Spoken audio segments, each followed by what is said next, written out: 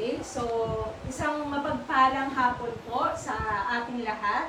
Tayo po ngayon ay mag-uumpisa na po sa banal po na gawain ng ating Panginoon. So, okay po ba tayo sa live stream po natin, ng mga last movie ng probinsya? So, hello po sa inyo at isang mapagpalang hapon po sa inyo. Sa oras na to, tayo po muli ay dadako na po sa banal na gawain ng ating Panginoon. Okay? So, una po muna, so maaari po bang kamayan po muna natin ang bawat isa. Diba? Kamayan po muna natin ang bawat isa. Kakawayan? Kamayan. Hello po sa mga antabay no, sa ating live streaming ngayong hapon. So, magandang hapon po sa inyo lahat. At welcome po sa ating gawain ngayong hapon ito. So, umpisahan po natin, no? So, nung Lunes po, ano po yung ginawa natin? Natatandaan niyo po ba? Nung Lunes, Martes, Miyerkules, Huwebes, Biyernes, at Sabado. May nakakaalam po ba? Or may mga itinerary po ba kayo or sinusulat sa mga notebook ninyo kung ano po yung dapat ninyong gawin? Sa bawat araw? Meron po ba? So ako po kasi bilang isang may trabaho, no? So meron po siyang naka-schedule. Diba? Lalo na kapag merong mga meetings, diba? Pero tayo bilang isang Kristiyano, mga kapatid, no? Dapat hindi na natin nilalagay yan sa schedule natin. Ang Sabbath day. Diba? Sabi po sa Exodus 20 verse 8, remember the Sabbath day to make it holy, mga kapatid. Diba? Huwag po natin kakaligtaan ang araw po ng panambahan po sa ating Panginoon. Na kung saan, sabi natin, di ba? 6 days binigay sa atin, pero isang araw lang po yung binibigay. Ang hinihingi sa atin ng ating Panginoon. To praise Him and glorify Him. Di ba? So, hindi lang din po yan tuwing linggo, di ba? Should be every time. Dapat nagbibigay tayo ng papuri sa ating Panginoon. At ang ating opening verse po, no? Babasahin ko po. So, ang ating pong opening verse ay yan. So, sa Psalms 29, verse 1 to 2, ascribe to the Lord, O heavenly beings. Ascribe to the Lord glory and strength. Ascribe to the Lord the glory due His name. Worship the Lord in the splendor of holiness, mga kapatid.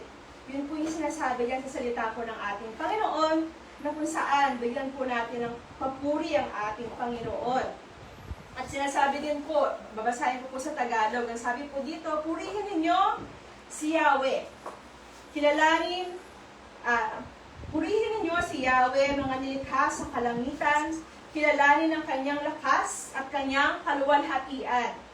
Purihin ang kanyang maluwalhating pangalan, sambahin si Yahweh sa banal na kaayusan. So, ilang beses po binanggit dyan yung salitang purihin.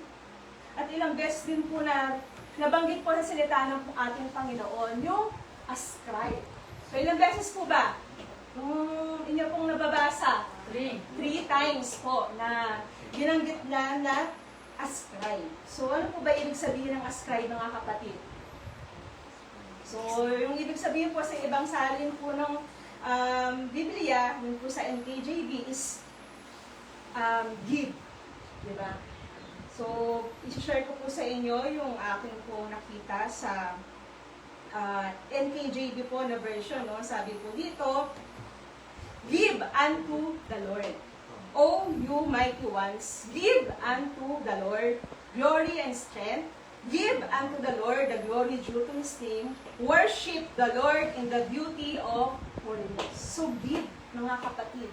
Ibigay natin sa ating Panginoon yung, kumbaga parang karapat-dapat para sa Kanya. Ngayong hapon, ngayong oras na to, is to give Him praise, mga kapatid. At hindi lang yan, i-glorify siya or i-praise siya sa araw na to, bagpos talagang, alam mo yun, yung pati kaluluwa mo magpupuri talaga sa oras na to. And we need to forget kung ano man yung mga issue mo sa buhay ngayon or may mga problema tayo. So, andito tayo ngayon to give glory. Diba? To glorify God and praise Him. Diba, mga kapatid? Okay? So, tayo po ay dadako po muna sa ating opening song.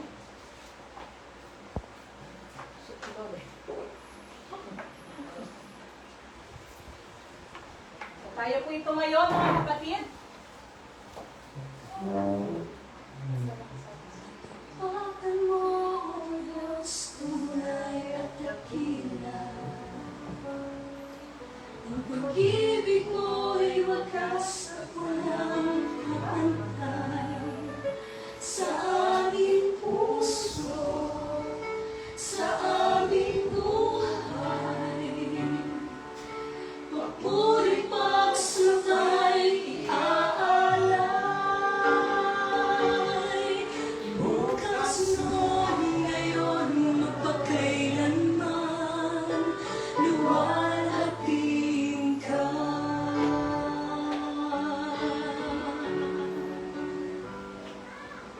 Katapatan mo, O Diyos, tunay at dakila. Ang pag-ibig mo'y wagas at walang kapantay. Sa aming puso, sa aming buhay, papunin pagsultay iaalay. Bukas noon, ngayon, magpakailanman, luwalhating ka.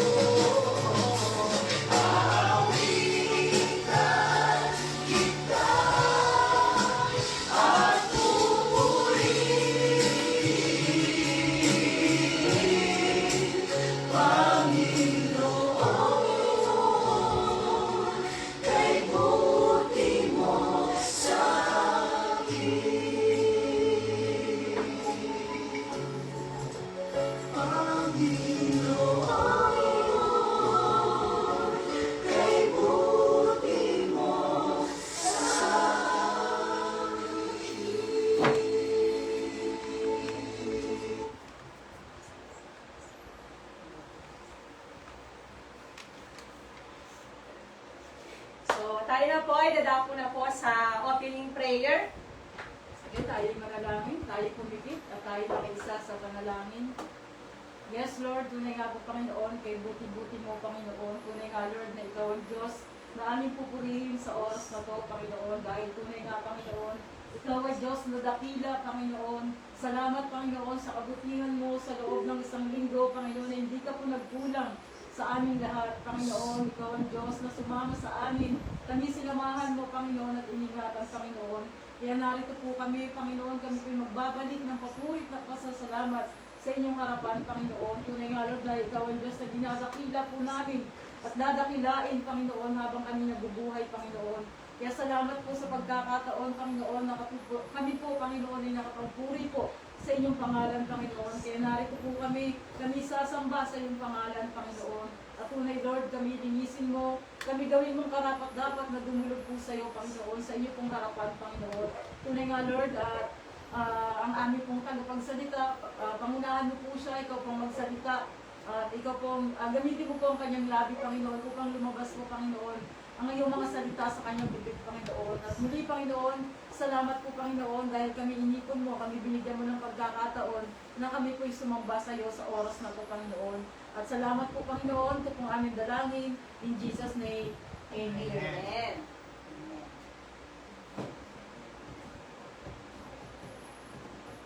So, tayo na po ay dadako na po sa worship song. So, manatili pa rin po tayong nakatayo. Tayo patuloy na magbigay ng papuri sa ating Panginoon.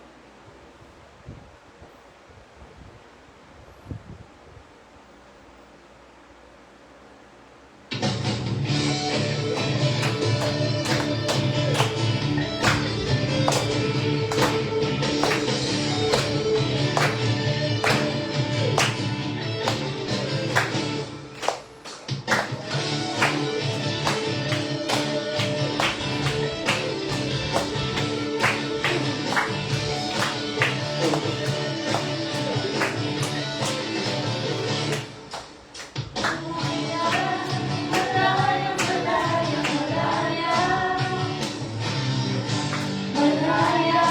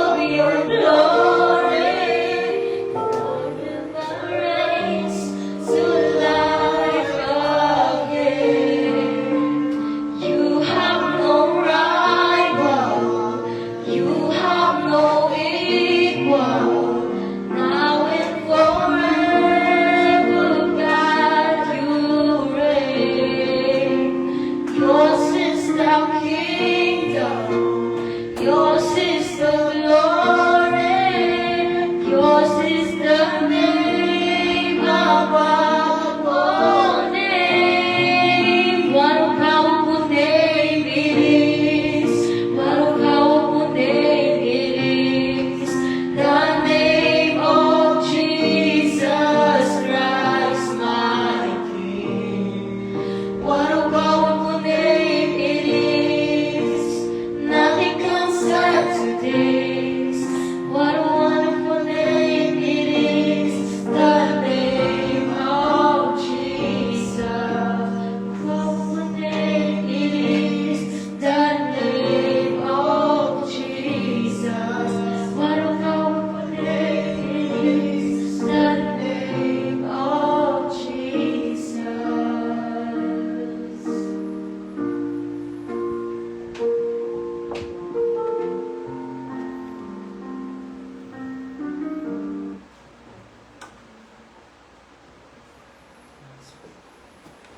So, tayo po ay makakaupo mo po sa ating pong mga upuan. So,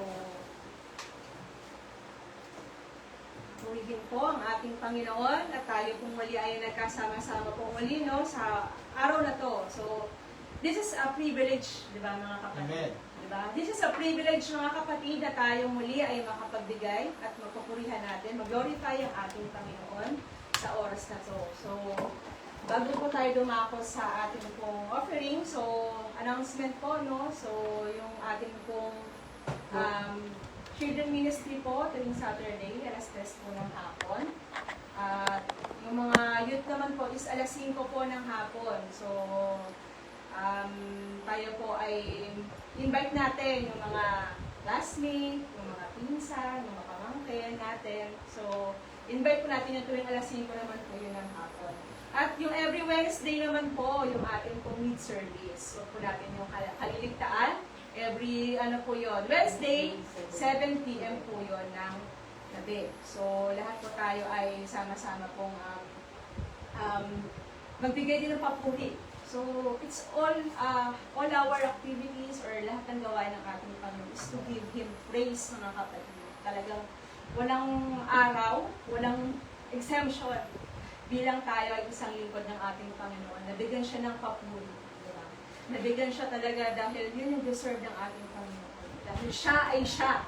Diba? No questions asked, mga kapatid. Dahil ang Panginoon ay Panginoon and because of who He is, diba? Siya ay talagang karapat dapat na bigyan ng papuri. So, tayo na po ay dadako po sa ating offering. Kaya tawagan ko po si Sister Bibi.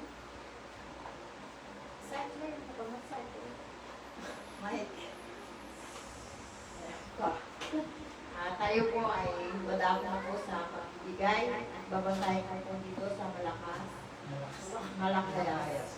Dalhin ninyo ang inyong mga inyong mga ikasampung bahagi sa tahanan ng Diyos upang matugunan ang pangangailangan sa aking tahanan. Subukin ninyo ako sa bagay na ito. Kung hindi bubuksan ang mga bintana ng langit at ibusin nyo ang masaganang pagpapal. Ito po ay sinabi po ng ating Panginoon na ibigay po na natin ang kasampung bahagi ng ating bibigay. Kaya ating pumpunin ang ating mga ikapo. Ay, ating pong ipanalangin.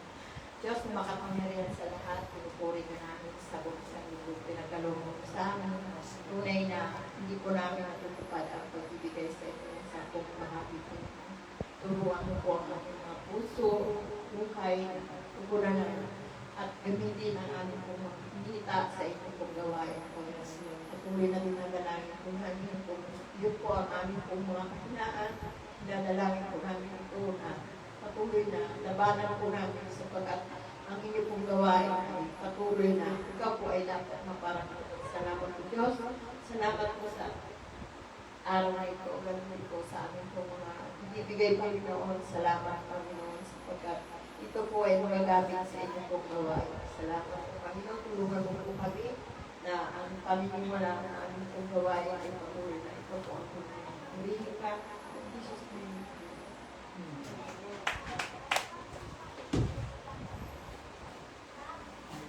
At magbigay sa Jokes. Kala ko tama.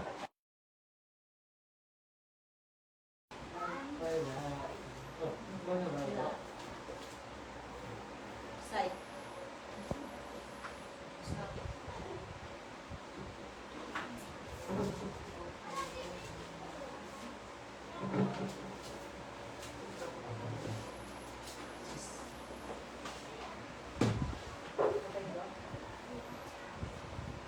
Buksan po natin sa aklat na 1 Corinthians, chapter 6, verse 18 to, 19 to 20.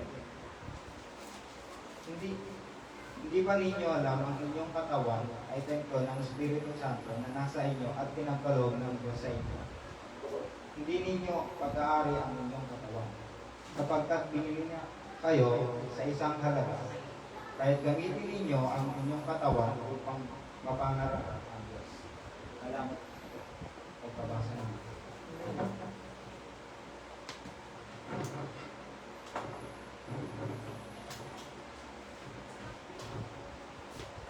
Tayo po yun. Tayo po dumako po sa panalangin. Tayo po naglalangin.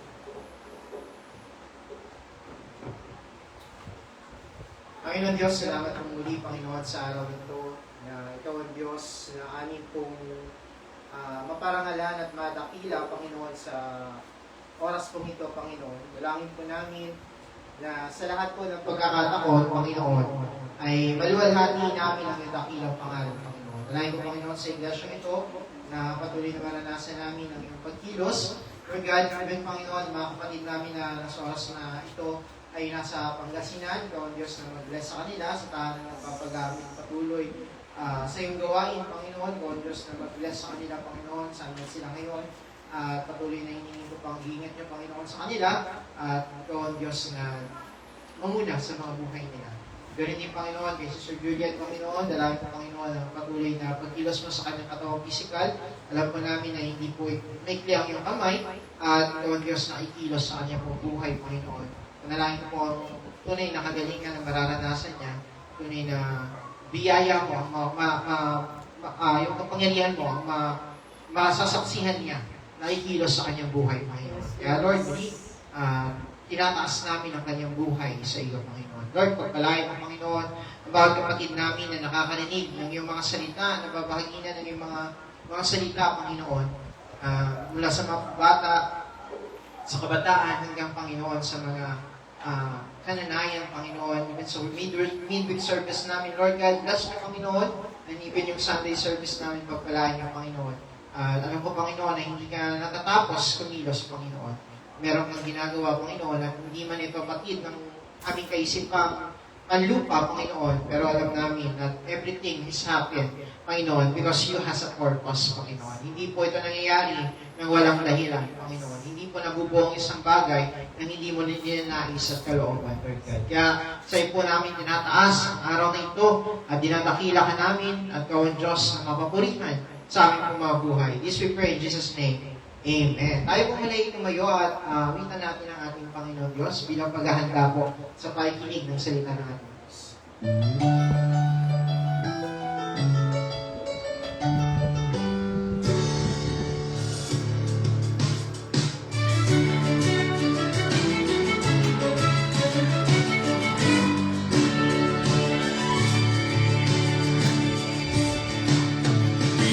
Trust God's word alone, where His perfect will is known. Our traditions shift like sand, while His truth forever stands.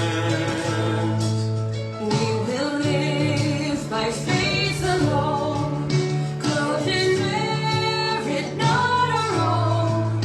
All we claim is Jesus Christ and His finished sacrifice. Glory be to God alone.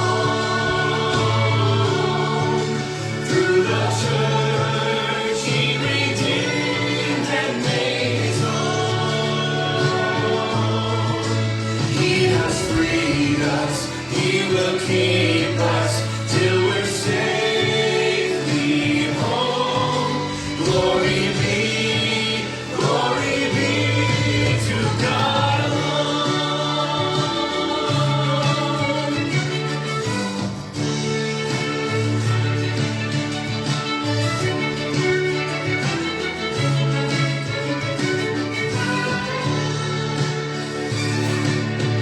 We are saved by grace alone, undeserved yet freely shown.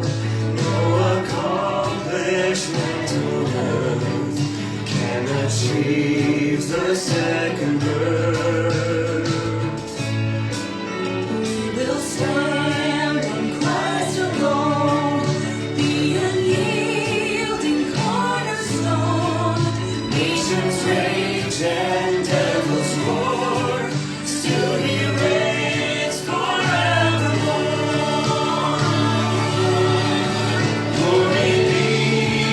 Glory be to God alone. Through the church He redeemed and made His own. He has freed us, He will keep us till we're safely home. Glory be to God alone.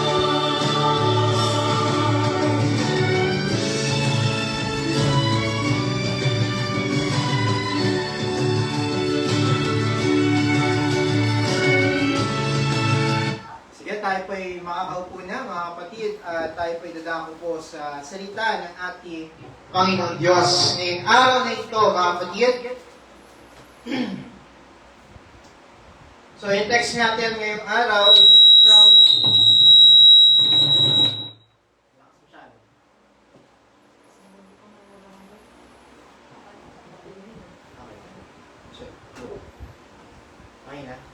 So 1 Corinthians chapter 6.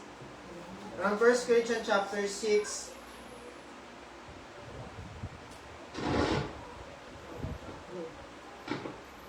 So let's do that.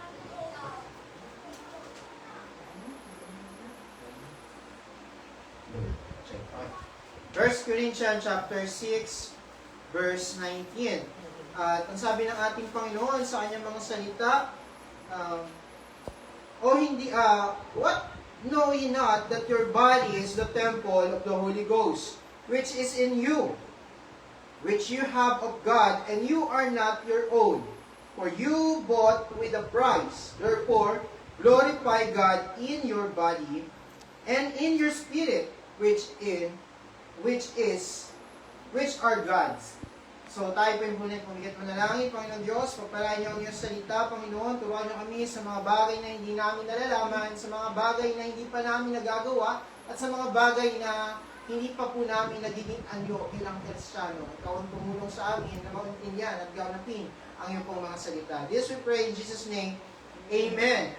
Ngayon mga kapatid, sa tingin niyo, ano kaya yung pinaka-highest, pinakamataas na titulo o title na pwedeng makamit ng isang tao?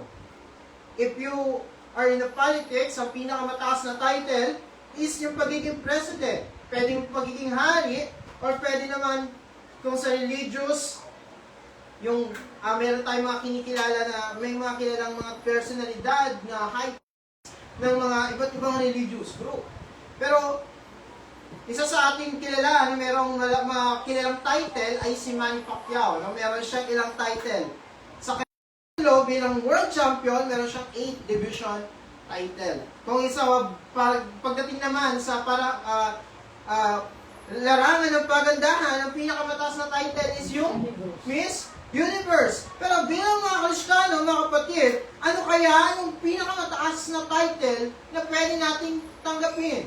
Bilang believers, ang tawagin tayong Kristiyano ay isa sa pinakamataas na title. Bakit po kaya? Pwede niyo po bang pag-isipan muna panandalian? Bakit ito ay isang mataas na title na ibinibigay sa mga sumasampalataya? Noong araw, pag tinawag ang Kristiyano, anong ginagawa sa kanila? pinapatay sila sapagkat alam ng maraming tao that they are Christ follower. Ang pinakahulugan ng Kristiyano ay Christ follower. At yan ay isa sa bagay na dapat maging malinaw sa atin. Yung pinakamataas na title na pwedeng tanggapin ng tao ay ang tawaging isang Kristiyano. Bakit po? Many expectation. Marami ini-expect ang mundong ito sa iyo. Kung ikaw ay nagsasabing ikaw ay Kristiyano, tatandaan mo lagi, kapatid, na merong ini-expect ang mundo mula sa iyo. Hindi lamang ang mundong ito, maraming mata ang nakatingin at ino-observe ang bawat galaw natin. Nakakuha niyo mga kapatid, ino-observe tayo even in our private life. Tinitingnan ang bawat action natin, yung way of life natin, even sa private life natin. Tinitingnan yan. Pero ang Diyos natin, pero nakakalungkot na bagay at sa isang bagay nakakalungkot, kung ating iisipin, maraming so-called o merong mga tinatawag na sa bibig na Kristiyano, pero yung nagpo-profess ng kanilang pananampalataya bilang mananampalataya ni Kristo, pero ano pong ginagawa nila? Ano pong ginagawa nila? Mayroon pong mga mananampalataya, come and go. Kalabitin mo muna yung katabi mo, come and go ka ba sa loob ng church? Okay, come and go. Okay, darating ka lang, parang aalis ka lang din. Come and go Christian. O ikaw ba yung so-called Christian na ang hinahanap sa preaching is yung mga yung sugar-coated na mga pangangaral. Sugar-coated na ibig sabihin, ang gusto lamang marinig ay ang prosperity, pagpapala, o maraming marinig gawing Kristiyanong partial lang. Partial Christian. Hap-hap. Kalahati. Kalahating banal, kalahating hindi. So, tayo naman talaga yung nagkakasala, pero hindi pwedeng partial tayo at naglalaro sa pagiging makasalanan o pagkakasala. If you are Christian at you are believer, ini-expect ng Diyos na ikaw mismo ay ipaglalaban mo ang kabanalan, ipaglalaban mo ang katarungan o ang katwiran. Ipaglalaban mo yan. Lagi kang lalaban. Pag nasa oras ka ng temptation, ipaglalaban mo na maging matuwid ka sa harapan ng Panginoon Diyos. Kaya nga sabi ko sa inyo, pag tinawag kang Kristiyano, ito ay isa sa pinakamataas na titulo na pwede mong kamtan. Hindi ka pwede maging partial Christian, mga kapatid. Hindi rin pwedeng performer ka lang. Hindi pwedeng performance yung babatayan mo. Hindi pwedeng performer ka ng Panginoon Diyos. Even sa salvation mo, hindi pwedeng gano'n. Hindi batay sa performance mo. At pag hindi ka na okay, sasabihin mo sa puso mo, hindi okay yung puso ko. Ayaw ko man na umawit kay Lord. Hindi ka performer, kapatid. Yung performer nga, matindi pa eh. Show must go on. Pero pag mga Kristiyano, anong problema? Pag may problema sa bahay, ayaw ko muna umawit. Ayaw ko muna kumanta, ayaw ko muna magpuri. May problema ako sa puso ko. So ano kung dapat mangyari dito, mga kapatid? Dapat natin makita na mataas ang titulo na pag tinawag kang Kristiyano, mataas ang titulo na ibinibigay sa iyo ng ating Diyos. Mataas ang title na ibinibigay sa iyo ng ating Diyos. Pero mga kapatid, yung pagiging Kristiyano, yung highest calling, ay ano pong ginagawa ng maraming tao? Dinidegrade. Ibinababa. Idinidegrade ang pagiging Kristiyano. Binababa ang kahulugan ng pagiging Kristiyano. Lalo na yung mga so-called Christian, ano pong ginagawa? If you are truly believers, dapat accountable ka sa titulo na yan. Pag tinawag kang Kristiyano, Kristiyano ka, accountable ka doon. Meron kang accountability. Pag tinawag ka sa titulo na pagiging Kristiyano, dapat ikaw ay magiging catalyst, magiging asin at ilaw ng sanlibutan ito. So, hindi ito mababaw ng pagkatawag sa mga tao, sapagkat ito ay pinakamataas na titulo na tinatawag sa mga sumusunod kay Kristo. Kristiyano. Christian. Hindi Christian. Hindi puro dyan.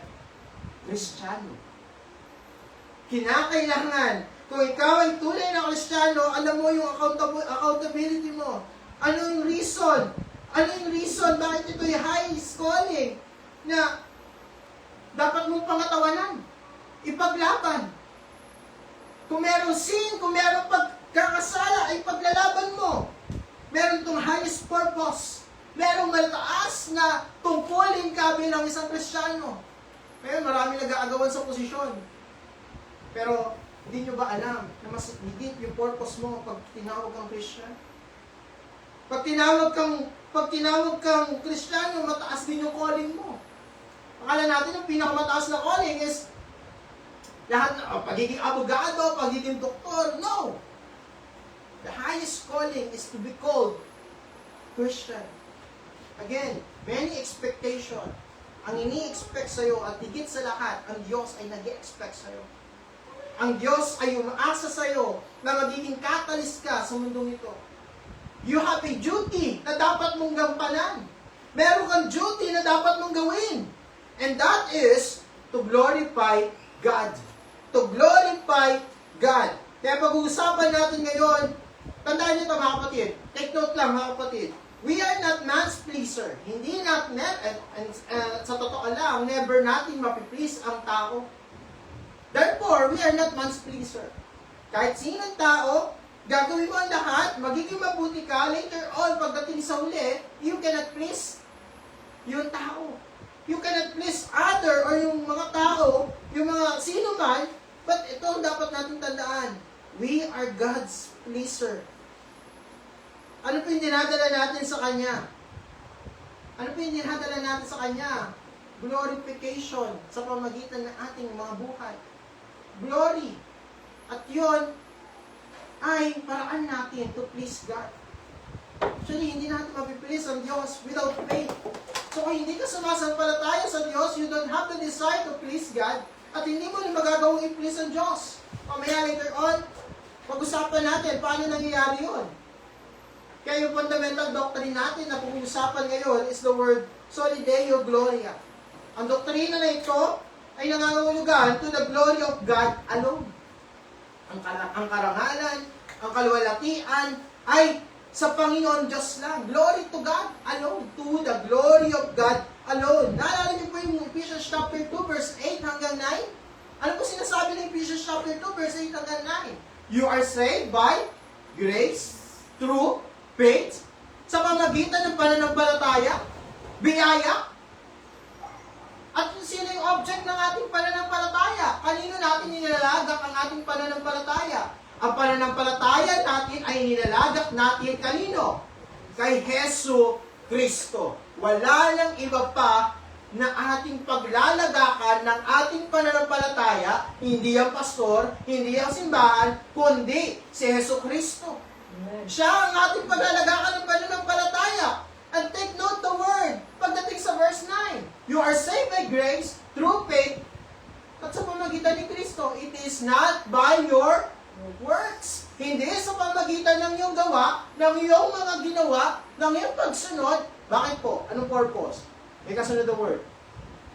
Upang walang sino man ang magmalaki. Kung ang salvation natin is based sa iyong gawa, anong gagawin mo? Glory to God ba? Glory to man ang mangyayari, mga kapatid. At hindi yan ang gusto ng ating Panginoon.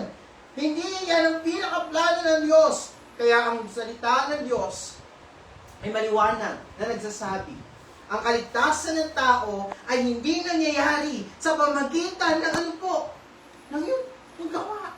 Ito'y biyaya. Ito'y sa pamagitan ng pananampalataya. Wala pong bahagi. Hindi po natin pwedeng ilagyan ng bahagi ang sino man sa ano po, sa kaluwalhatian na ginawa ng Diyos. Sola, yung lahat ng sola, yung 5 sola na pinag-usapan natin, sola Scriptura, sola Gratia, Kristo,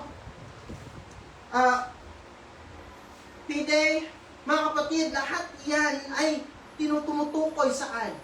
Para i-glorify ang Diyos.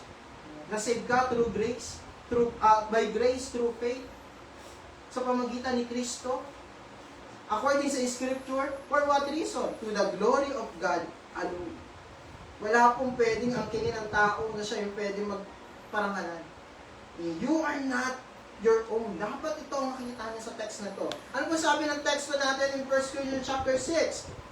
Chapter 6, verse Verse 19, yung huling bahagi nitong talatang ito. Ang sabi po riyan, what? Know ye not that your body is what? Temple of the Holy Ghost, which is in you, which you have of God, and you are not your own. Ito yung pinaka-timeless truth dito, mga kapatid. Kasi lahat tayo, mula noong una, hanggang sa panahon natin, masasabi natin, you are not your own. Timeless po yan, yung pangungusap na sinabi ni Apostol Paul. Timeless ang pangungusap na sinabi ni Apostol Pablo. Yung katawan mo ay hindi sa iyo, hindi mo pagmamayari ang iyong sarili. Bakit nga ba ito sinabi ni Apostol Pablo? Para i-clarify niya na ang katawan natin ay hindi belong or walang bahagi ang imoralidad sa katawang ito. Wala pong bahagi ang imoralidad sa katawang physical natin o sa katawang ito na ibinigay sa atin ng Diyos na pagmamayari ng Diyos. Kaya, yan ang dahilan, kaya nagbigay si Paul ng ano po, mga reminder. Reminder para sa ating lahat, and even sa panahon niya, sa Book of Corinthians, nagre-remind siya. And today, nangungusap din yung reminder na ito, yung mga paalala na ito. Your body is for God. Sa Amerika, marami pong sumisigaw doon, mga nag-rally. My body, my choice. Yung katawan nila, kung ano gusto nilang gawin sa katawan nila, pagpalaglag sila ng sanggol, choice nila yon, kasi katawan nila yon. Pero pag Biblia ang magsasalita, Biblia ang mangusap, you are not your own. Hindi mo pagmamayari ang iyong sarili. Your body is for God's glory. Ang katawan mo ay para kanino? Sa Diyos. Para magkaroon, maparangalan ng Panginoon Diyos. Your body is for God's glory. Malinaw at mahalagang malaman natin ang mga talatang ito. Actually, yung text na ito, very familiar sa atin. No? Hindi malinaw at lagi natin nadadaanan if magbabasa tayo ng Bible.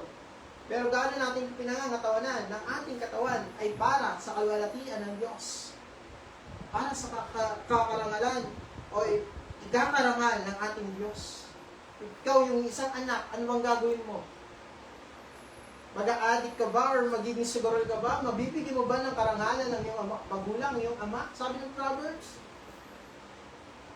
Kung magbabasa kayo ng Book of Proverbs, anak, anong dapat gagawin ng anak? Magbibigay ng karangalan sa kanyang ama, sa kanyang ina. And sa principle, if you're God's children, if you are child of God, ang ginagawa mo ay nagbibigay ka ng karangalan sa Diyos. Amen? So we have three reminders na si Apostol Pablo ay inilatag. Dapat natin acknowledge ang mga paalalang ito. Number one, i-remind ni Apostle Paul ng mga taga-Corinthians that their body is the temple of the Holy Ghost. Your body, my body, is the temple of the Holy Ghost. Templo ito ng banal na Espiritu. Templo ng banal na Espiritu. Binigay sa atin ng Diyos ang bagong identity. Ano po yung bagong pagkakailanlan natin, mga kapatid? Sino po nakakalam ng bago natin pagkakailanlan? Paano ka kinikilala ng Panginoon? Yung identity na yan, dapat hindi po yan madadawit saan po? Sa anumang unrighteousness.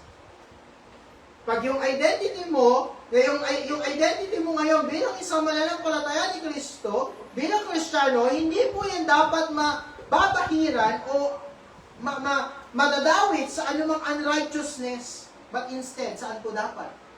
Sa righteousness. Sa katwiran, kabanalan ng ating Panginoon Diyos. Katwiran. Okay? Yun ang bagong identity eh. Yun ang bagong katayuan sa buhay mo. Yun ang bagong pagkakailanlan mo. At dapat matatagpuan ka at hindi ka makikita sa unrighteousness.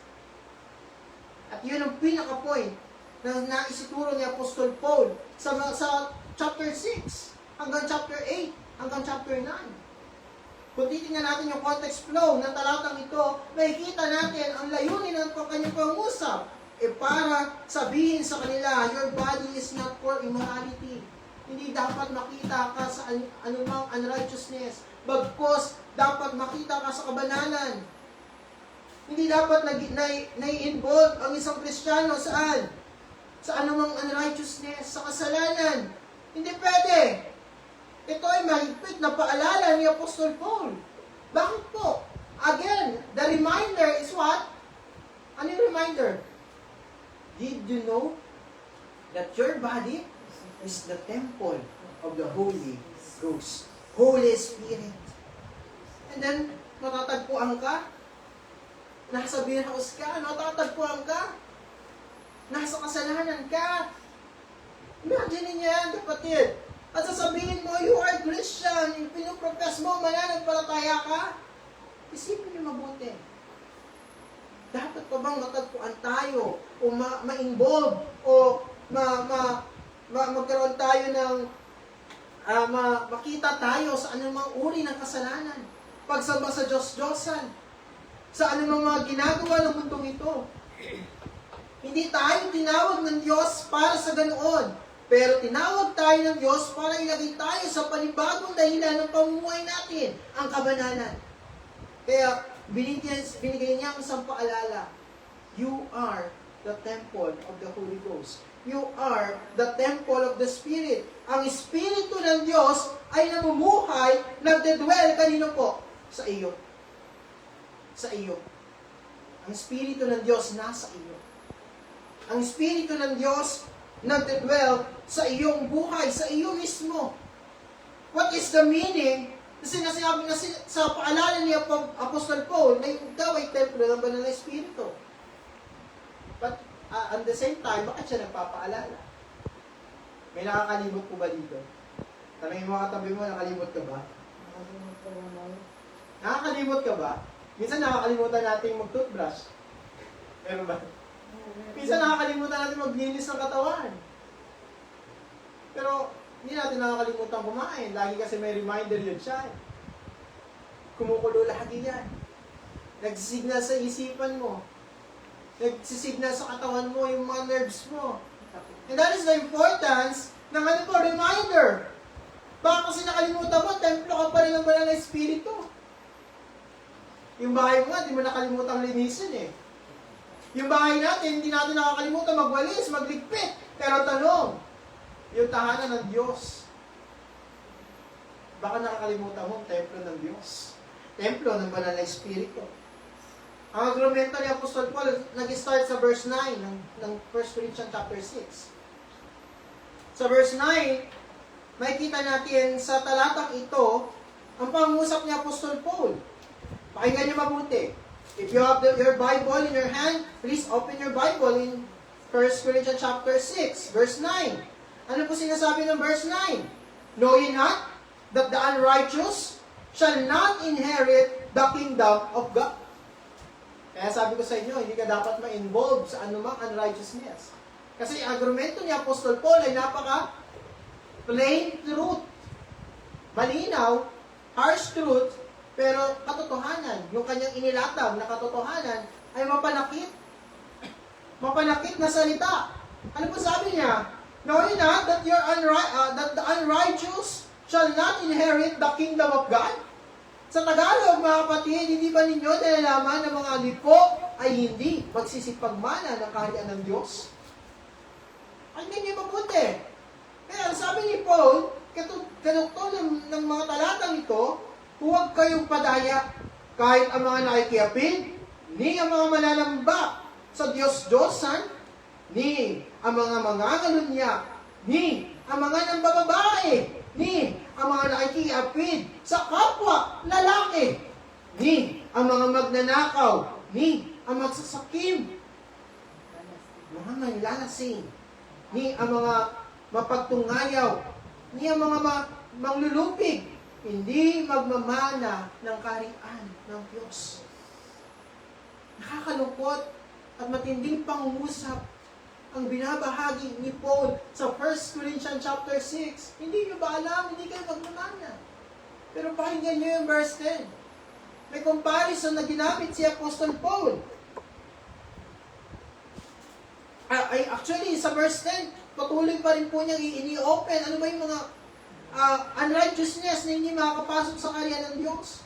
Nor thieves, magnanakaw, covetous, mga sakil, mga manlalasing, mga actually, binasa na natin pala. Okay? In verse 11, ano sabi po ng verse 11?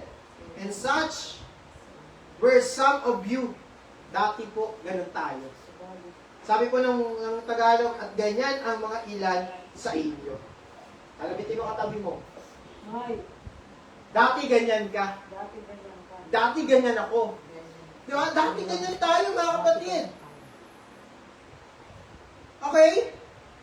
Pero ano sabi ni Lord? Merong comparison. But, it is yung conjunction na yan is to compare yung dating ikaw at ano ka ngayon. Sino ka ngayon? Ano ka na ba ngayon? Ano pong kasunod? But you are washed. Nilinis. Hinugasan. Hinugasan ng Panginoon Diyos. Hindi pa lang nila hinugasan, but you are sanctified. Sinanctify ka ng Panginoon, binanal.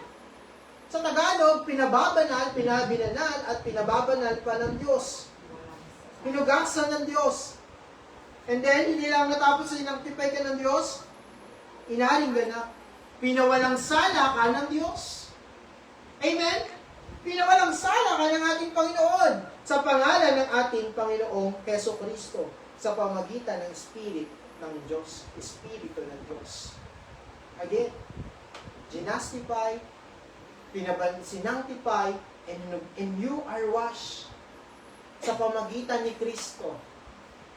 At yung Espiritu ng Diyos ay nasa iyo na by the Spirit of our God. Nagdidwell or tumutuloy yung Holy Spirit sa atin. Nagiging residence tayo, nagiging tahanan tayo ng Banal na Espiritu.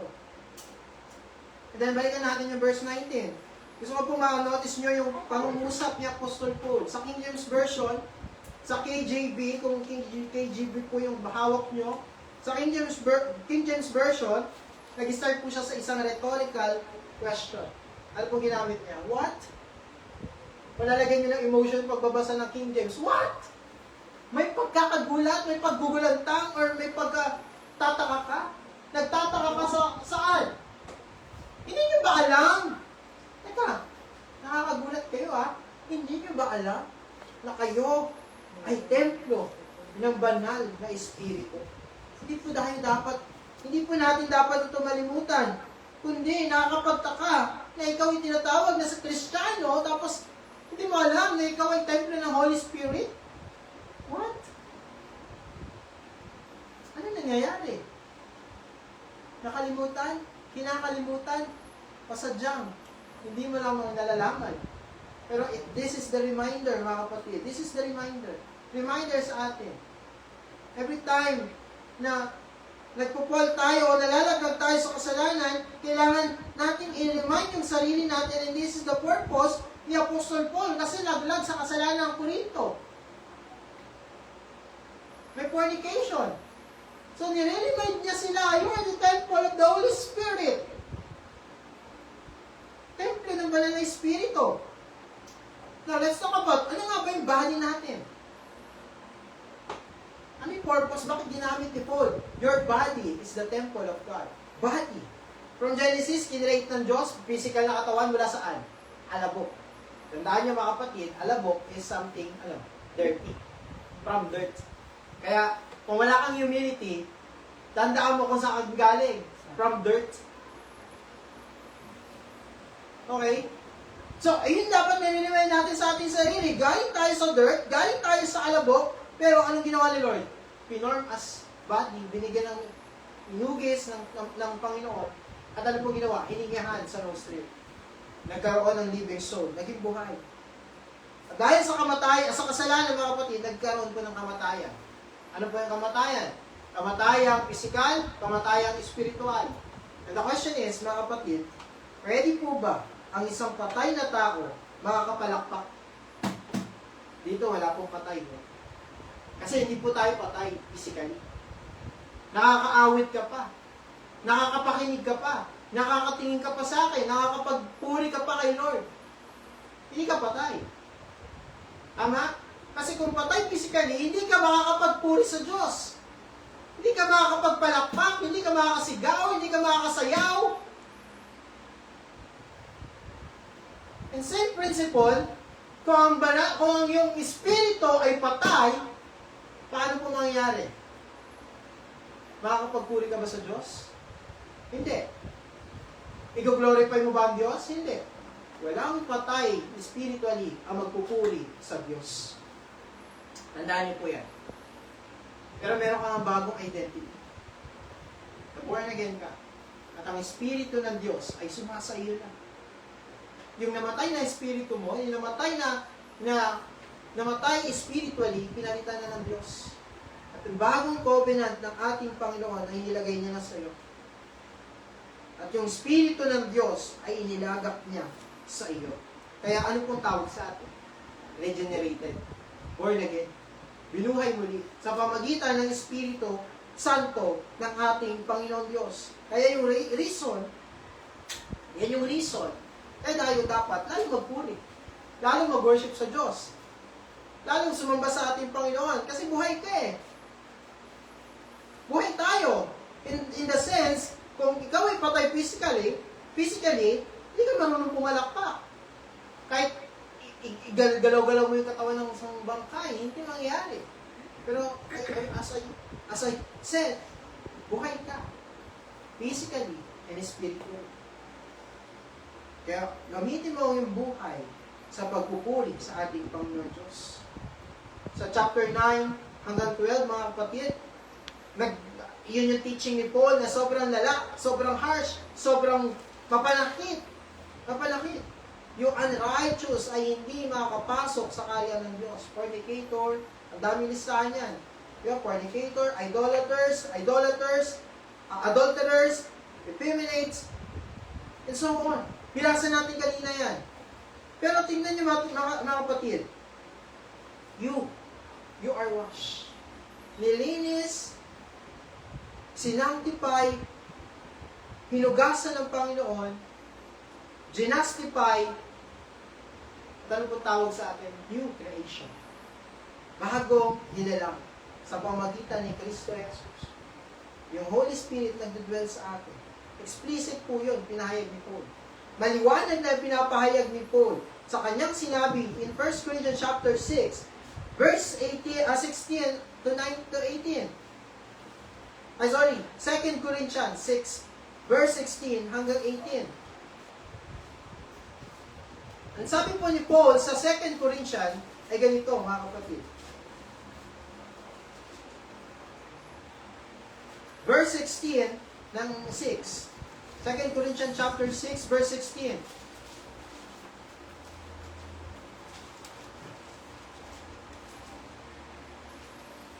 And what agreement? Ano pong agreement? Sa Tagalog, anong pakikipagkaisa mayroon ang templo ng Diyos? Saan po? Sa mga Diyos-Diyosan. Yung templo ng Diyos in Jerusalem, hindi pwede lagyan ng picture ni Baal. Hindi pwede ilagay doon yung mga Diyos-Diyosan ng anumang religion. Yung templo ni Yahweh, templo para sa Diyos. Templo niya yun. Hindi pwede ilagay yung picture ni Baal doon, ni Jezebel. Hindi pwede. So, ngayon, ano sabi pa ni Paul? Sapagkat tayo'y templo ng Diyos na buhay. Gaya ng sabi ng Diyos, mananahan ako sa kanila, lalakad ako sa kanila, at ako'y magiging kanilang Diyos, at sila'y magiging aking bayan. Pinapayag ni Paul yung new covenant na nangyari sa buhay ng isang Kristyano. Once na naging born again ka, ano po nangyayari? Yung kinaklarify niya, meron kang bagong pagkatao kay Christ. Ang sabi po, mananahan sa kanila, lalakad sa kanila, ako'y magiging kanilang Diyos at sila'y magiging aking bayan. Ikaw ay bayan ng Diyos. Lumalakad ang Diyos kasama mo. Nasa iyo ang Diyos. Nagdedwell siya sa buhay mo. If lagi po kayo natin sa ating pong midweek service, ano po yung pinag-aralan natin last midweek natin? Yung pinakauna. Ang pinag-usapan natin is ano po yung obedience natin? O according sa sinabi ni John Owen, all our faith, all our obedience in the life, whatever may be obtained or attained, ano man yung makukuha, magagawa natin, or therein, it all belongs unto our walking with God in the covenant of grace. Lahat po iyan, nagagawa natin dahil po saan? Saan po? Sa tulong din ng Diyos yan eh. Lahat yun belong sa Diyos. Hindi mo yan pagmamalaki. Ay, laki kasi ng pananampalataya ko eh. Ang laki ka, ito kasi obedience ko eh. Tandaan nyo, all our pain, all our obedience, lahat na nagagawa natin, na-obtain natin, dahil resulta yan ng paglakad natin kasama ang Diyos. Yung Holy Spirit nagdudwell sa iyo. Kaya impossible ng isang totoong Kristiyano, hindi niya alam, ganito pala dapat ang pamumuhay ko. Imposible ng isang totoong nananampalataya kay Kristo na nagdudwell sa kanyang Diyos, ano po nangyayari? Nagkakaroon ng conviction, hindi ako maglalay, hindi ako gagawa ng kasalanan, hindi ako mag-aalimura, hindi ko ito gagawin, hindi ako mag-iinom. Why? Kasi ang purpose niyan ay ang dahilan niyan ay lumalakad ka na kasama ang Diyos. Tandaan nyo, nung nakaraan, itinuro natin, God dwells in what? With men. Hindi po ba? Kaya malinaw na payag ni Apostol Pablo dito sa Corinto. In Hebrews chapter 8, ano pong tawag doon? Yung covenant, bagong covenant. Na hindi mo natuturukan yan, ito gagawin mo ha, kilalanin mo ang Diyos ha. Kung saan niya gagawin, bakit? Ang Diyos ay nagdedwell sa kanya. Ang Holy Spirit ay sumasa iyo. Kaya gagawin mo, hindi ka lalakad ayon sa iyong kagustuhan. Hindi ka lalakad ayon sa iyong nais o sa kasalanan. Bakit? Ang Diyos ay nasa iyo, ikaw ay bayan ng Diyos, ang Diyos ay sumasa iyo, meron na tayong communion sa Kanya, meron na tayong pagsunod sa Kanya. Questionin nyo, tatawagin mo Kristiyano sarili mo, Christian ako. Questionin mo sarili mo, wala kang obedience. Wala kang obedience sa Diyos. Diba? Minsan tatanungin din natin sarili natin. Pero remember, ito I just want to remind mga kapatid, na yes, nagkakasala tayo at lagi tayong lumalaban, pinaglalaban lang natin ng kasalanan, pero meron din dapat tayo, pag tayo may communion sa Diyos, dapat meron din sumisigaw sa ating puso na gusto nating sundin ang ating Panginoon Diyos. Kasi yung covenant, mula sa yung covenant na ito, nagdedwell sa iyo Holy Spirit at nai-enjoy mo ngayon ang Diyos. Nai-enjoy mo ang Diyos. Dati nung patay pa tayo, patay spiritually, hindi mo ma-enjoy ang Diyos. Never. Siguro, napipilitan ka lang dumalo sa mga gawain. Pero once na binuhay ka na ng Diyos at tumilos na ang Diyos sa buhay mo, kapatid, meron ka na dapat enjoyment. Meron ka kagalakan, kasigahan na ang Diyos ay sumasa iyo. Dahil ang Diyos ay sumasa iyo. Ini-enjoy mo yan. Ang sarap pala sumunod sa Lord. Ang sarap pala maglingkod sa Lord. Ang sarap pala na paggamit mo ang buhay mo sa Diyos kasi ang Diyos sumasa iyo. Kaya ni-remind niya ni Paul sila, you are the temple of the Holy Spirit. Ang templo ng Holy Spirit, walang agreement sa kasalanan. Walang agreement sa unrighteousness. Sa sin, fornication, o anuman. Ephesians chapter 1, verse 13. Ephesians chapter 1, verse 13.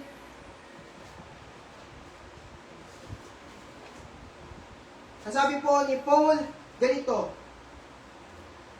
in whom you also trusted after that you hear the word of truth, the gospel of your salvation, in whom also, after that you believe, you were sealed with that Holy Spirit of promise. Pinangakuan tayo ni Kristo. Pagdating sa John chapter 16, John chapter 15, nangako ang Panginoong Jesucristo, aalis siya, bababa, yun rin po, Holy Spirit.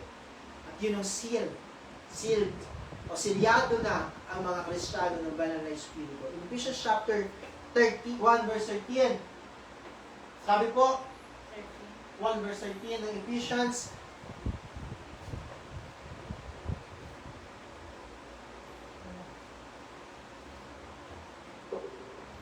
the gospel of your salvation, in whom also after that you believe, sumampalataya ka, you were sealed with Holy Spirit of promise. Selyado ka. Nasa iyo ang Holy Spirit, selyado ka. May tatak. Merong pangalan to. Meron tong pangalan, Holy Spirit. Nasa iyo mismo. Okay? Hindi ka singaw sa mundong ito. Nilagyan ka ng tatak ng Panginoon. At ikaw ay inaaring sa Kanya. At kung ikaw ay sa Kanya, mga kapatid, nararapat lamang na ialay mo ang buhay na kalugod-lugod sa ating Panginoon Diyos. Separated na tayo sa anumang kasalanan o disobedience. Wala tayong agreement sa anumang unrighteousness o kasalanan, mga kapatid. At bakit nga ba ginamit ni Paul ang salitang templo? Ano ba purpose ng templo, mga kapatid? Logically, mga kapatid, yung templo ay ginagamit para saan po? Pagpupuri. Isipin niyo, mga kapatid, templo ka, at sino po yung worshiper ni God?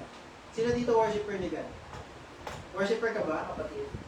Worshiper tayo, tama? Sumasamba tayo sa Panginoong Jesucristo. Sumasamba tayo kay Yahweh. Sumasamba tayo sa Diyos. Kinikilala natin ang Trinity. Sumasamba tayo sa ating Panginoong Diyos. Isipin niyo mabuti. Isipin niyo. Na sinabi ni Apostol Pablo at sinabi ng Panginoong Diyos, you are the temple of the Holy Spirit. Templo ka, tapos worshiper ka. Then, magkakaroon ng sense yung sinabi ni Christ, saan man dako, pupurihin ako sa Espiritu at katotohanan. Isipin niyo mabuti. Kahit nasaan ka pala, pwede ka magpuri, you are the temple. Yung templo, ano pong ginagawa? Pumapasok doon ang lahat ng mga worshiper. Yung mga worshiper. At the same time, you are the temple and at the same time, you are temple of the Holy Spirit and you are worshiper. So kaya, everything na ginagawa mo, nasa office ka man, nasa school ka man, nasa duty ka man, or nasa field ka, ano man ginagawa mo? Ano dapat yan? Consider mo na worship. And every time na gagawa ka kaya sabi ko sa high school yung pagiging Christian eh. Highest title yan. Christian, dapat yan, nagpaparangal sa Diyos. Nag-glorify ang Diyos. Amen? So, kasunod ng mga talatang yun, balikan natin yung 1 Corinthians chapter 6, balikan natin yung verse 19. Sabi ni Paul, yung Holy Ghost, which is in you, which you have of God, binigay ng Diyos, you are not your own. Ito yung time na sulat natin. You are not of your own. Hindi mo pagmamayari yung sarili. Ang body natin is made for kanino? For God, not our own. Ginawa yan para sa Diyos. Pero naman yung totoong principle from the beginning eh. Yung isda, kinreate para sa tubig. Yung puno, kinreate para sa lupa. Okay? Ang Diyos, kinreate ang tao para kanino? Sa Diyos. You are not created para sa mundo. You are not created para sa pagiging famous. You are not created para maging matagumpay ka lang. Okay? You are created for God alone. Sa Diyos. Isipin niyo ito mabuti. Sino po nakabasa ng Bible? Yung nabasa niya, sabi ni Jesus, ang kay Cesar ay kay Cesar. Ang sa Diyos ay sa Diyos. Ano sabi ng mga Pariseo noon? Tinest sila eh. Sinubok sila. Sinusubok nila si Jesus. Ano sinusubok nila? Paano nila sinusubok? Sa pamagitan ng tax. Ng kanilang mga ano sa Tagalog ng tax? Buwis. Magbubuwis sila. Kanino po namin dapat ibigay yung aming mga buwis? Kanino po namin dapat ibigay? Tinanong ni Jesus, sino nasa barya? Sino sa Lapino? Sino nakalagay? Ang sabi ng mga tao, si Cesar. Ano sabi ni Jesus? Ang kay Cesar ay kay Cesar. Ang sa Diyos ay sa Diyos. Isipin niyo mabuti kung ano yung kahulugan ng sinasabi ni Kristo. Ano yung pagmamayari ni Cesar? Yung mga barya o yung mga pera na meron niyang mukha. May image niya. Eh sino? Saan nakalagay yung image ng Diyos? Ha? Sino ang image ng Diyos? Anong sabi ng Genesis chapter 1? Chapter 2, God created man in what?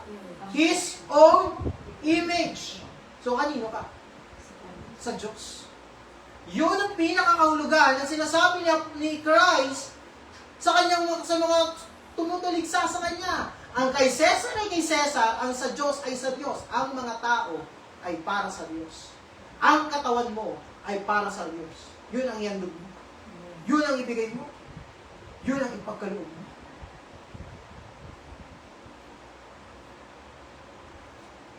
Second Timothy.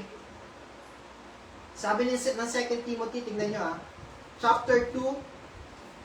Open your book, Bible in 2 Timothy.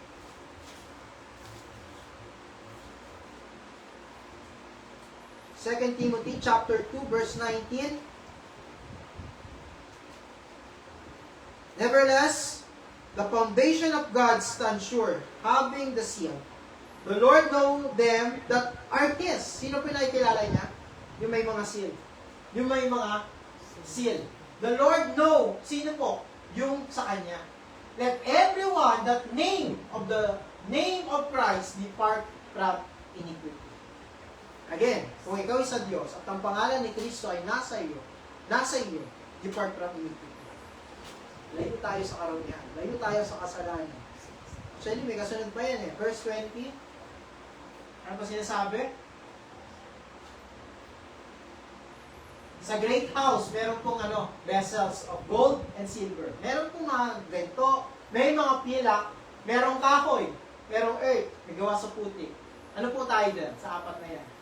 Pwedeng ginto ka, pwedeng pilak ka, pwedeng kahoy ka, gawa sa kahoy, o pwedeng gawa ka sa putik. Pero, and some unto honor, and some unto dishonor.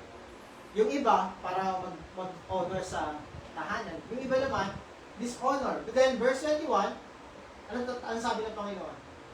If a man therefore purge himself from this, he shall be a vessel unto honor, sanctified, meet for the master's use, prepared unto every good work. Ang ganda po niyan. Kung intindihin niyo mabuti. Sa tahanan, hindi mo nabawa. May mga ginto. Ilalabas mo, di ba? Yung kutsara mo, ilalabas mo, puro ginto. May mga bisita ka, kahit pengen nila, makamitin na. Pag ma-order na, silver lang yan, okay na yan. Pilak lang yan. Eh pag mga, low key lang, mga low key. Ay, ilalagay mo, pwede na yung mga putik na, yung plato ng putik. Ay, yung gawa sa banga, ganun lang Pero ang point dito mga kapatid, yung vessel, sino ba yung vessel ng Diyos?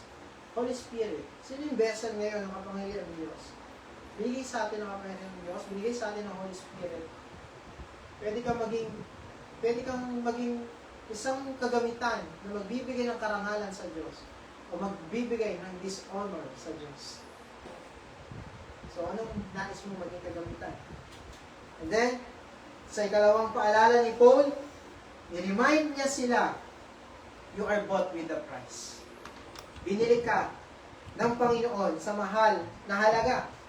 Binayaran tayo ng Panginoon sa isang mahal na halaga na walang katumbas. If i-check natin yung word na bought, ang kahulugan niyan ay sa Greek word agor adso. Na ibig sabihin to purchase or to redeem. Binili at isa pang kahulugan, tinubos. Okay? Tinubos. So tayo mga kapatid, binili tayo ng banal na dugo ni Kristo, tinubos na tayo sa ating pagkakasala. And when we talk about yung price, ang salitang price, in Greek word, timai. Hindi si mai. Timai. Hindi rin parang hindi yata ganun ang pronunciation. Pero parang ganun Parang kasi Thailander timai. Especially of highest degree. Highest degree. Ang sinabi yung holy, holy, holy. Third degree yun. Pinakamataas na yun. At ginamit dito, highest degree. Pinakamataas.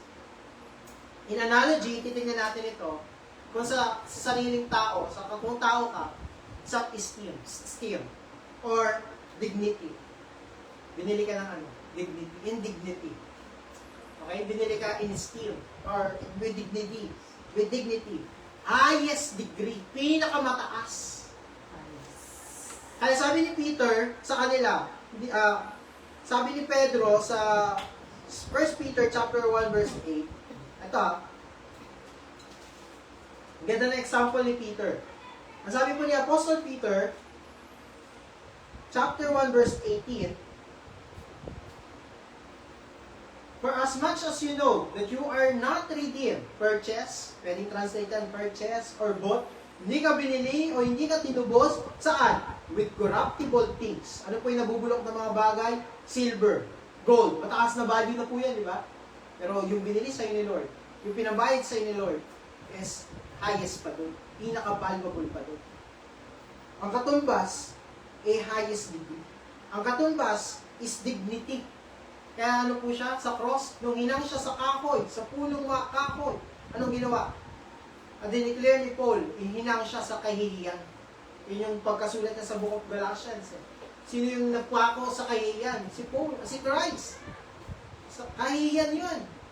Highest degree. Shame. Pero tingnan niyo mabuti mga kapatid,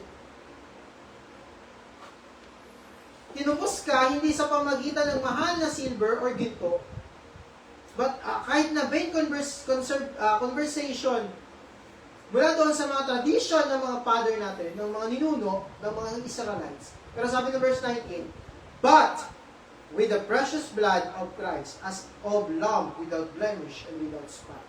Walang dungis, walang kapintasan, dugo ni Kristo. Ayan yung reminder. Reminder ni Apostle Paul. And 1 Corinthians chapter 6, balikan natin. Verse 13, ano po sabi ni Paul? In verse 13, ni-remind niya sila. Ang sabi ni Paul, ito, ang ganda rin halimbawa ito. Isipin niya, picture out niyo mga kapatid. Wala tayong graph, walang drawing, pero gusto ko imagine niyo na lang. Verse 13, sabi niya, meat is for what? Yung pagkain para saan? Ang pagkain para sa tiyan. Ang tiyan ay para sa pagkain. Tama? Meron ka ba, yung pagkain ba, pwede mo ilagay sa kung saan-saan? Di ba sa tiyan? Yung tiyan, para saan yan? Yun yung purpose eh. Okay? Ngunit, kapwa, wawasakin yan ng Diyos. Yaon ang mga ito. Wawasakin ng Diyos yan eh. Pero verse kasunod, datapwat ang katawan ay hindi sa paikiapi. Ekisyon. Hindi for ano to, immorality. Hindi para sa immoralidad to. Pero ano kasunod? Kundi sa Panginoon. At ang Panginoon ay sa katawan. Parang yung halimbawa ni Christ, yung pagkain niya sa tiyan eh. Yung tiyan para sa pagkain. Yung Panginoon, yung ating Panginoon, para sa atin. Sa ating katawan. At yung ating katawan ay para sa Panginoon. Nakukuha niyo po yung naisip punto ni Paul? In 1 Corinthians chapter 7, dito lang po yan, sa isang chapter, verse 22 hanggang 24. Ang sabi ni Apostol Pablo ay ganito, mga kapatid, 7:22 hanggang 24. Sapagkat tinawag ng Panginoon ng siya'y alipin, sa ay malaya. Sa Panginoon, gayon din naman, ang mga tinawag ng siya'y malaya ay alipin ni Kristo. Sa halaga kayo'y binili, huwag kayong maging alipin ng mga tao. Minsan, alipin na tayo ng tao. Alipin na ng boss natin, alipin na ng kung sino-sino. Alipin. Pero ayaw natin magpa-alipin kay Kristo. Alipin ka ng asawa, alipin ka ng sino man. Pero ang point is, maging alipin tayo ni Kristo. Dahil tayo ay sa ating Panginoon Diyos. Lastly, ni-remind ni Apostle Paul ang mga sumasampalataya kay Christ sa isang purpose. In 1 Corinthians chapter 6, reminder niya, verse 20, you are bought with a price. Binili ka sa mahal na dugo o sa mahalagang bagay. Therefore, conclusive word, therefore, glorify God in your body. That is your purpose. Yan na yung dahilan. Bakit ka may buhay? Yan na yung dahilan. Bakit ka may katawang pisikal? Ang gusto ko lang manotice nyo yung King James Version, sa ibang translation, may mapapansin kayo. Sa King James Version, mapapansin nyo, therefore glorify God in your body and in your spirit. In other translation, hindi nakalagay yun. In your body. Yun lang. I think ESV ganun yung translation. Pero in other translation, wala yun. Pero sa King James, in-involve yung spirit. Yung body, again, napag-usapan na natin kung ano yung katawan. Yung spirit, ano po ba yung kahulugan ng spirit? Yung spirit, mga kapatid, is from the Greek word, pneuma. Diba, hininga ang tao sa ilong, nostril niya. Saan po galing yung salita? Doon po nang galing yung salita pneumonia. Pneumonia, hinihingal ka. Hinihingal ka, hapong-hapo ka. Isipin niyo mabuti. Hindi lang katawan na nagpupuri, yung Espiritu rin. Katawan at yung buhay. So, sa makatuwid, mga kapatid, if you are a worshiper, nag-worship tayo sa katotohanan at sa Espiritu dahil binigyan tayo ng Diyos ng hininga. Sabi mo sa katabi mo, may hininga ka ba? Mahilig na ka ba? Yes, you have. Isipin niyo mabuti. What? Isipin niyo mabuti. If God will take your breath away, pagtatanggalin ng Diyos yan, at patay ka, yung lahat ng pinagkakabalan mo ba ngayon, magagawa mo pa? Pero, ang purpose ng katawan mo is not to be, maging abala sa mundong ito. But, to use your body with life, may buhay, may hininga, para magpuri sa ating Panginoon Diyos. Yan yung pinaka-purpose. Glorify God in your body, with your body. Na, ayan yung purpose mo ngayon, kapatid. No. Yun din yung purpose, bakit niya tayo sinave? Para dalhin tayo sa isang chief end ng isang tao. To glorify God and enjoy Him forever. Amen. Glorify God and enjoy Him forever. Glorify God. Lagi mo siyang i-glorify, mga kapatid. Lagi natin i-glorify ang ating Panginoon Diyos. Aanin mo yung lakas mo pag wala na yan. Aanin mo yung, naalala ko tuloy yung isa nagpatawag sa akin, although yes, sige, sabihin natin, nasave pa siya, pero hindi niya na-enjoy yung buhay niya. Para awitan, purihin, paglingkuran ng Diyos. Wala na siya ng pagkakataon na i-glorify ang Diyos at i-enjoy ang Panginoon Diyos. Ikaw, may lakas ka pa. May buhay ka pa. Yung katawang physical mo, huwag mo hayaan na makita o magkaroon ng agreement sa unrighteousness. Pero gamitin mo yan sa kabanalan. Gamitin mo yan sa kabanalan.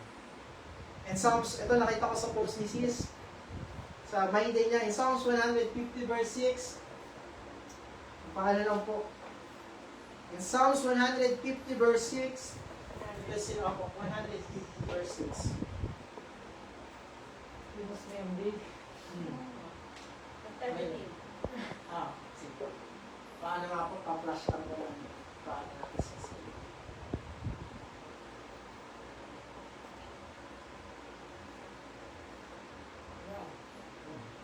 Meron na yan. So, nag-ahang. Psalms 150, verse 6. So, yung chapter ng Psalms, dito nagtapos ang lahat ng sinulat ng mga Psalms. Let everything that has breath praise the Lord. Praise the Lord. Amen. Again, may hininga ka ba? Amen. Kasi, may hininga tayo. Purihin natin ang Panginoon Diyos, mga kapatid. So, yung reminder na yan, mga kapatid, yung body natin is para mag-glorify ang ating Panginoon Diyos. Reminder na Apostol Pablo is very essential. Important sa atin na dapat talagang ipaalala kasi baka sometimes napoforget mo na. Nalilimutan mo na. Kailangan pa tawagin. Kailangan pa tayo gisingin. Kailangan pa, nakatulog ako eh. Hindi. You need to remind yourself. You have breath. Actually, hindi nga nangalan natin pag tinitignan mo yung tiyan mo, gumagalaw yun. Yung hininga, dapat nare-remind ka yan eh. May hininga pa ako, I need to worship and praise God. To worship and glorify God. You are the temple of the Holy Spirit. Purchased with the blood of Christ, created by God the Father for Christ. Nilikha ka para kay Kristo. Nilikha tayo para kay Kristo. Which is the reason we exist. Bakit ka nag-exist sa mundo? Baka di mo pa alam, why I am existed sa mundo? Why I exist? Nag-i-exist ka kasi nilikha ka ng Ama para kay Kristo. Yan yung reason why we exist. Everything that Christ has done is enough na para, o enough reason para i-glorify natin siya. And everything na gagawin natin must be soli Deo Gloria. To the glory of God alone. Kaya sunod, pag napinagugas ka, huwag ka na magdabugi. Yeah. So, salamat sa ating Panginoon Diyos. Nawa, napapurihan natin ang Panginoon Diyos. Kuwitan muna natin ang ating Panginoon ng ating pagwawakas.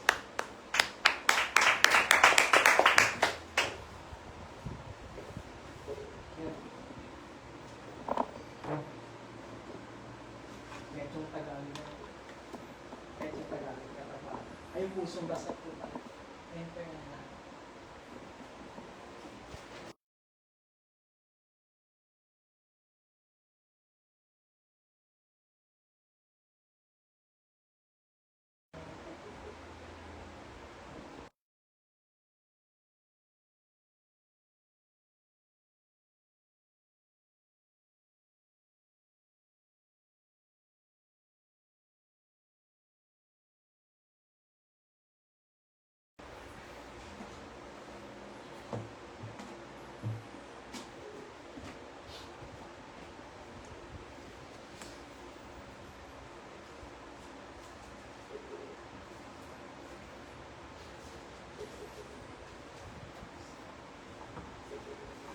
Sige, tayo po ay pumigit muna at manalangin. Panginoon Diyos, salamat po muli, Panginoon, sa araw na ito, Panginoon.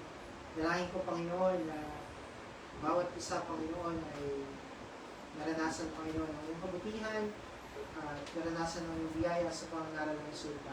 Umilos ka sa buhay ng bawat isa, Lord Christ. In Jesus' name, Amen. Ulitin po natin ang doxology para po sa ating closing, bago po tayo mag-closing prayer.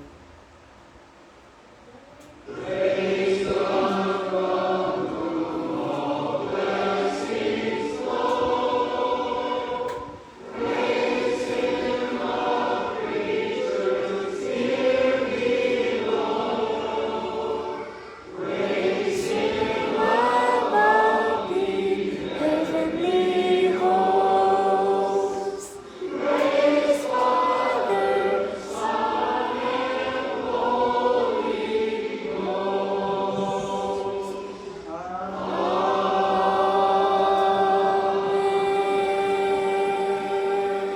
Tayo po maling pumikit at manalangin para sa ating pagtatapos. Panginoon Diyos, salamat po muli, Panginoon, sa buhay ng bawat isa, Panginoon, na iyong dinala sa iglesyang ito. Sa bawat kapatid namin na nasa Pangasinan, Ikaw, Diyos, na mag-ingat sa kanila sa lugar na iyan. Panginoon, dalahin ko, Panginoon, na sa pansamantalang pag-iwalay ng bawat isa, Panginoon, ay naranasan namin ang kapangyarihan mo, Panginoon, na kukubkob sa aming mga pagkatao, Panginoon, at magmumold sa aming kabanalan, Panginoon. At maranasan din namin ang iyong salita na malakaran, Panginoon, ipamuhay, Panginoon, sa buong buhay namin, Panginoon. Sa gayon, na magiging catalyst kami ng sanlibutan ito, Lord God. Magiging asin at ilaw kami ng sanlibutan, Panginoon. Na Lord, sa iyo po namin muli tinataas ang pagdakila, papuri, pagpasasalamat namin sa pangalan ng aming Panginoong Jesus namin Kristo. Tayo po itaas natin ating kamay. Now unto Him that is able to keep you from falling and to present you faultless before the presence of His glory with exceeding joy, to the only wise God, our Savior, be glorified and majesty, dominion and power, both now and forever. Amen. Salamat. Salamat. And thank you. Bye! Bye. God bless you.